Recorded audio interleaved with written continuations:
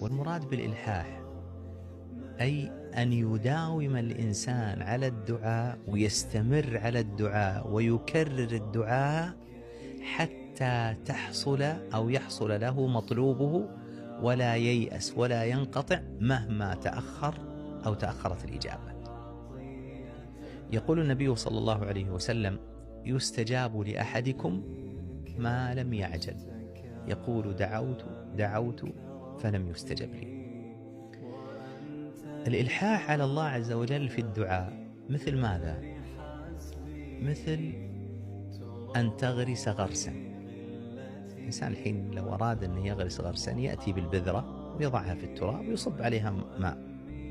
تصور أنه صب عليها يوم يومين ثلاثة ولا طلعت، ويترك ذلك، وشو بيصير؟ تموت. ربما يتوقف في اللحظة اللي كان لو استمر لخرجت هذه النبتة. لكن الذي يواصل وهو موقن، وش يحصل في النهاية؟ تطلع النبتة.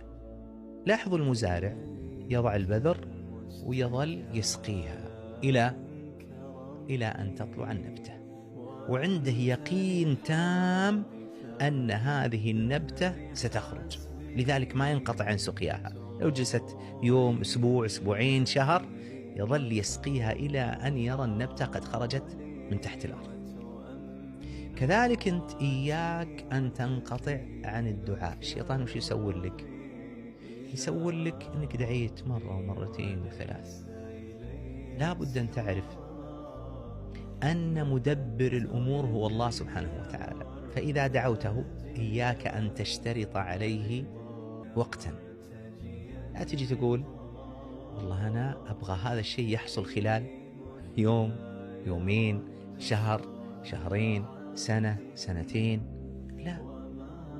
النبي صلى الله عليه وسلم وهو رسول الله صلى الله عليه وسلم متى حصل له الفتح وأظهر الله عز وجل دعوته واستجاب له في أمته، وأن عز الله عز وجل الإسلام متى؟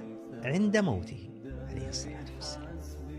قال الله تعالى: إذا جاء نصر الله والفتح ورأيت الناس يدخلون في دين الله أفواجا فسبح بحمد ربك واستغفره إنه كان توابا. كان هذا عند موت النبي صلى الله عليه وسلم. لذلك لما تلا النبي صلى الله عليه وسلم هذه السورة بكى أبو بكر الصديق رضي الله عنه، وعلم أنها نعي للنبي صلى الله عليه وسلم وقرب أجله. فلاحظوا